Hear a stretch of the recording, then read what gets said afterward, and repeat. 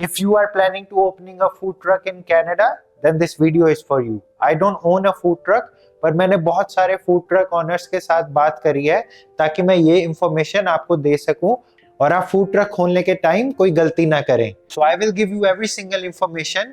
कितने का food truck आता है, कौन सा फूड ट्रक लेना चाहिए और कैसे कैसे ये प्रोसेस वर्क करता है. सबसे पहले जो है, फूड ट्रक लेने से पहले मैं ब्रैम्पटन और मिसिसागा की बात कर रहा हूँ. आपको बाय लॉ ऑफिस जाना पड़ता है. ठीक है, हर सिटी में बाय लॉ ऑफिस होता है. ब्रैम्पटन का अलग है, मिसिसागा का अलग है. ये मैं इसलिए कह रहा हूँ क्योंकि आपको सारे लॉज वहां से पता लग जाते हैं कि आपको क्या क्या डॉक्यूमेंट्स चाहिए फूड ट्रक लेने से पहले. फॉर एग्जाम्पल, अगर आप फूड ट्रक लेते हो ब्रैम्पटन में, तो you are allowed to park 24/7 at a property which owner allows you to park there. ठीक है, पर अगर यही चीज हम मिसिसागा में करते हैं तो मिसिसागा में फूड ट्रक अलाउड नहीं है 24/7 प्रॉपर्टी पे पार्क करने के लिए.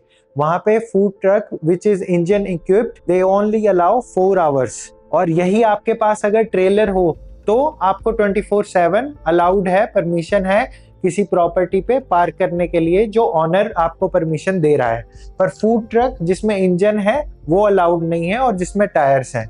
ठीक है, तो मिसिसागा के लिए ट्रेलर बेस्ट है क्योंकि ऑब्वियसली आप 24/7 पार्क करके ही रखोगे वहां पे बार बार, तो रोज 4 घंटे बाद मूव नहीं करोगे. डिपेंड, अगर आपका आइसक्रीम ट्रक है then it's a different story. And for Brampton food truck is best because आपको बार बार हुक करके उसको कहीं अगर आपने मूव जाना है या केटरिंग सर्विसेज करनी है तो बार बार मूव नहीं करना पड़ेगा.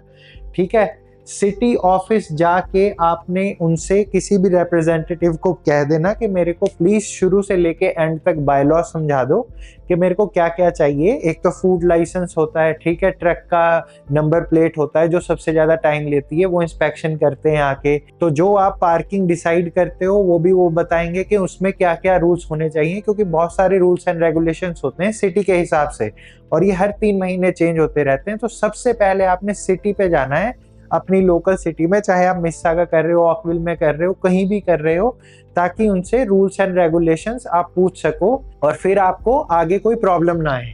ठीक है, उसके बाद आती है पार्किंग. ये भी उनसे पूछना है आपने. ठीक है, कि पार्किंग में कौन सी क्या क्या रेगुलेशंस है मैं पार्किंग ढूंढने से पहले, क्योंकि 100 मीटर आप अभी न्यू रूल आया है, ये मेरे हिसाब से 6 महीने या साल ही हुआ है, कि साल भी नहीं हुआ है गैस, कि 100 मीटर रेस्टोरेंट से दूर होना चाहिए. ठीक है, आप रेस्टोरेंट्स के पास फूड ट्रक नहीं खोल सकते, आपका गैप होना चाहिए उनसे एटलीस्ट 100 मीटर. और इंस्पेक्शन करने भी आते हैं फिर वो, ताकि वो स्पेस दे सकें और वो मेजरमेंट करते हैं. ये मत सोचना कि वो मेजरमेंट नहीं करेंगे, वो मेजरमेंट एक्चुअल में करते हैं कि आपका रेस्टोरेंट से इतना गैप है कि नहीं. और पार्किंग स्पेसेस भी काउंट होती हैं. हर एक प्लाजे को पार्किंग स्पेसेस डेजिग्नेटेड दी गई होती हैं. अगर वो ब्लॉक होती हैं आपके फूड ट्रक के द्वारा तो वहाँ वो सिटी अलाउ नहीं करती. ठीक है, सेकंड चीज़ है कि आप फूड ट्रक लेने से पहले, ये फूड ट्रक लेने से पहले है, डिसाइड करने से पहले. दूसरी बात है डिसाइड मेन्यू. ठीक है, सबसे पहले आपने मेन्यू सोचना है कि आपने मेन्यू क्या करना है फूड ट्रक के लिए.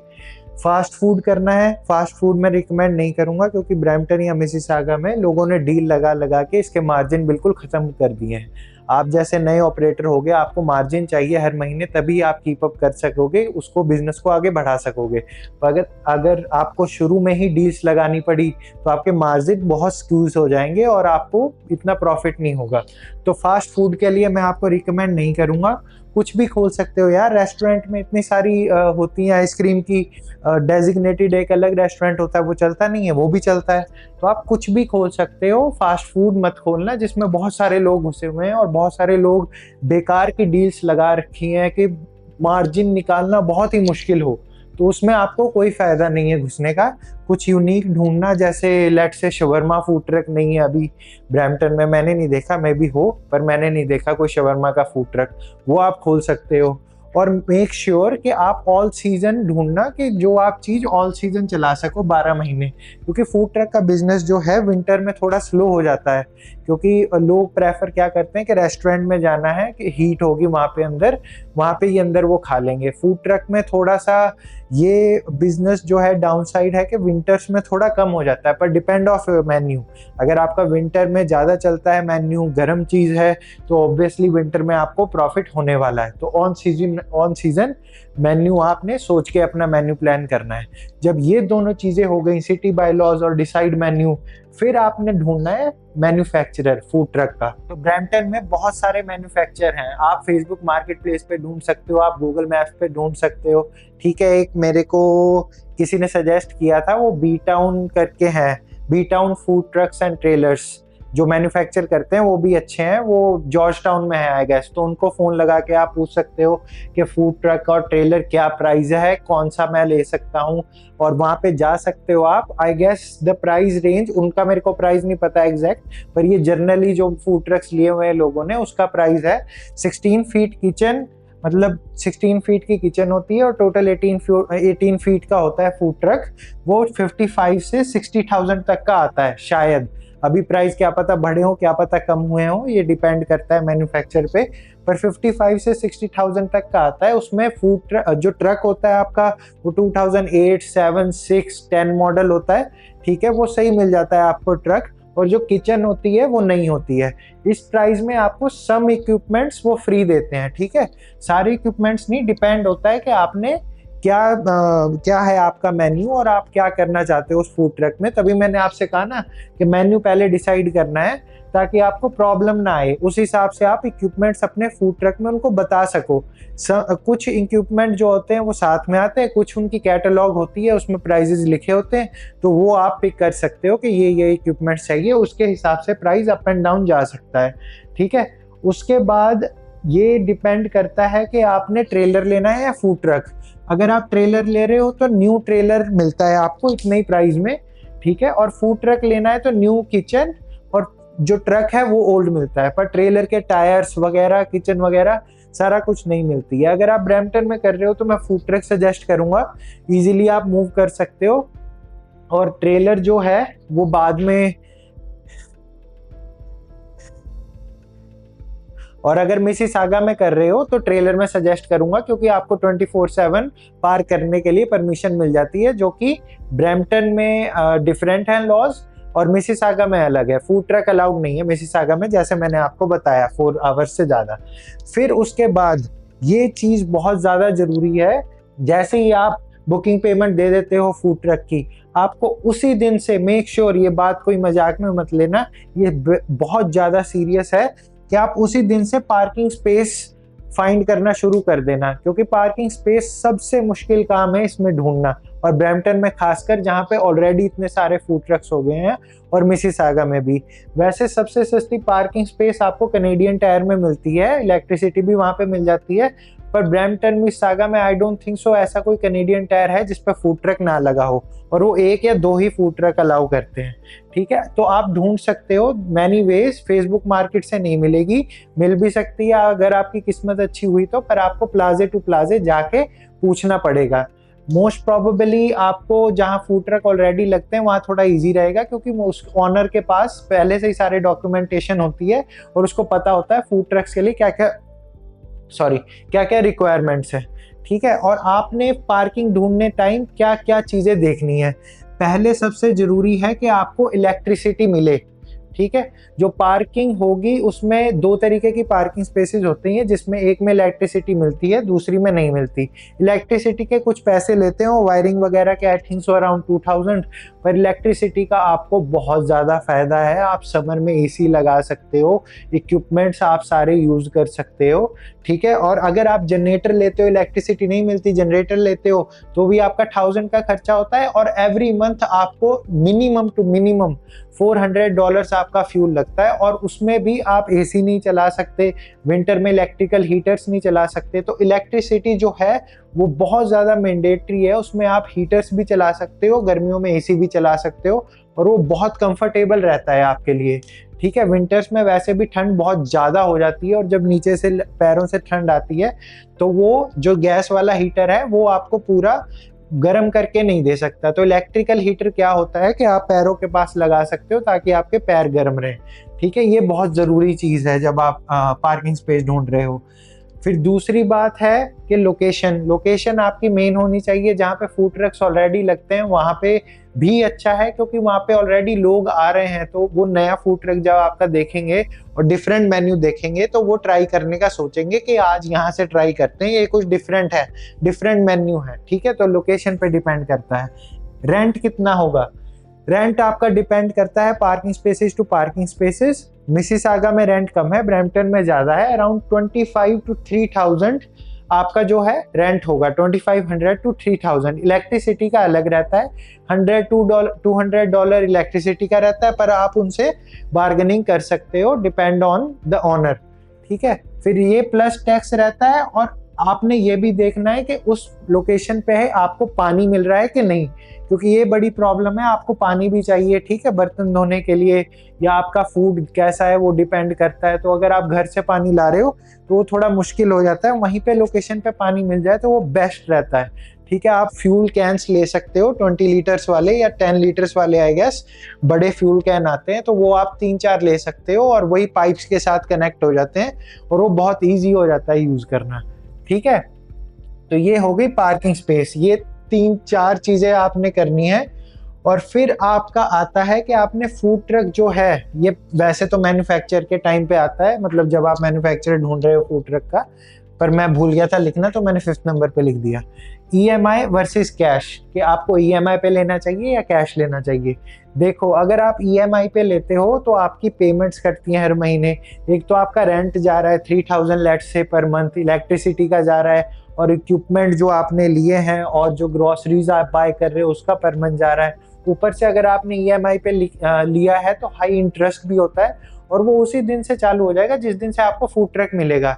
क्या पता आपको पार्किंग स्पेस ना मिले, 2 महीने ठहर के मिले। बहुत लोगों के साथ होता है, उनको 4-4 महीने बाद मिलती है, तो वो बहुत मुश्किल हो जाता है। मैं सजेस्ट करूंगा, अगर आपके पास पैसे नहीं है तो आप थोड़ा रुक के काम करके पैसे जोड़ के उसको कैश लीजिए, ताकि एक बर्डन तो आपके कम हो, ताकि आप वो जो पैसे हैं जो EMI के जाएंगे उसके लिए एक आदमी हायर कर सको, आपका सपोर्ट। ठीक है, फूड ट्रक जो बिजनेस है, टू बी ऑनेस्ट मैं आपको बता देता हूँ, इतना भी प्रॉफिटेबल बिजनेस नहीं है कि आप लाखों डॉलर्स कमा लोगे साल 2 साल में। ठीक है, ये टेस्टिंग प्रोडक्ट बिजनेस है, और अगर आपकी फैमिली ओन्ड बिजनेस है या फैमिली के साथ चला रहे हो तो ये प्रॉफिटेबल है, क्योंकि सारे पैसे आपके घर आ रहे हैं, आप किसी एम्प्लॉयज को पे नहीं कर रहे। ठीक है, प्रॉफिटेबल है अगर आपका मेन्यू टेस्ट हो गया इसमें, फिर आप और फूड ट्रक्स खोल रहे हो या उसको रेस्टोरेंट में कन्वर्ट कर रहे हो, तो ये बहुत प्रॉफिटेबल है। पर अगर आप सोच रहे हो कि एक ही फूड ट्रक से आप मंजिल पालोगे, तो ये नहीं होगा। कई बार क्या होता है, अगर आपको खुद को बनाना नहीं आता, अगर आपको 2 एम्प्लॉय हायर करने पड़ गए, तो भी आपका खर्चा पूरा ही निकलता है, और आपकी सैलरी मिला के फिर वो माइनस में ही चले जाता है। डिपेंड करता है कि आपका फूड ट्रक कितना अच्छा चल रहा है ना, ये भी बहुत डिपेंड करता है। अगर आप फास्ट फूड में खोल रहे हो तो भगवान ही जानता है कि आपके प्रॉफिट कब होंगे और कब नहीं, क्योंकि आप डील्स लगा के ही मर जाओगे। फिर एक तो सबसे पहली बात कि पेमेंट बहुत ज़्यादा है। ठीक है, पेमेंट आपकी इंटरेस्ट के साथ बहुत ज़्यादा बन जाएगी और टू मैनी पेमेंट्स हो जाएंगी। फिर ब्रेक इवन करना मुश्किल हो जाता है। जब भी हम बिजनेस खोलते हैं, हमको सबसे पहले देखना चाहिए इन्वेस्टमेंट कितनी लग रही है। ब्रेक इवन का मतलब वो जो इन्वेस्टमेंट हमने लगाई है वो कितनी देर में वापस आ रही है। ठीक है, अगर आपने EMI पे लिया तो वो ब्रेक इवन कॉस्ट बहुत आगे चली जाएगी। अगर आप कैश लेते हो तो अराउंड साल या साल के अंदर, अगर आपका बिजनेस अच्छा चल रहा है और आपके फैमिली ओन्ड बिजनेस है, तो साल में ही ब्रेक इवन आपकी कॉस्ट जो लगी होती है वो वापस आ जाती है। इन्वेंट्री पे भी कॉस्ट जाती है हर महीने।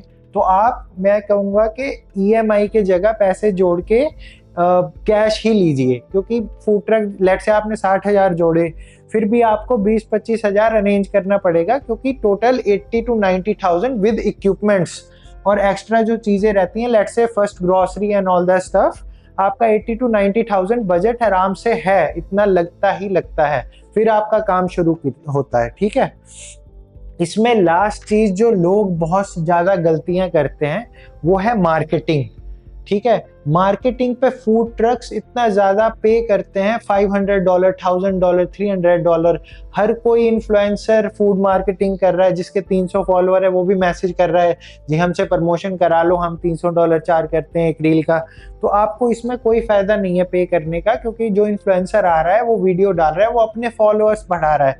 आपके पेज को उसके वीडियो से प्रॉफिट नहीं हो रहा। हाँ, आपकी 1 दिन की, 2 दिन की या 4 दिन की सेल बढ़ जाएगी, फिर आप 25 दिन क्या करोगे? वीडियो तो आप डालते नहीं हो, ठीक है। 20-25 दिन फिर आप क्या करोगे? जब आपकी 4-5 दिन सेल तो बढ़ गई, फिर इन्फ्लुएंसर को बुला के फिर पे करोगे। मोस्टली जो फूड ट्रक्स हैं वो यही करते हैं, वो पक्का पैसे बांध लेते हैं एक इन्फ्लुएंसर से, उसको पैसे देते रहते हैं और वो रील डालता रहता है हफ्ते 2 हफ्ते में, और लोग उसको देख के आते भी नहीं है, क्योंकि वो दुनिया के हर एक फूड ट्रक की रील्स डाल रहा होता है कि ये भी अच्छा है, ये भी अच्छा है, ये भी अच्छा है।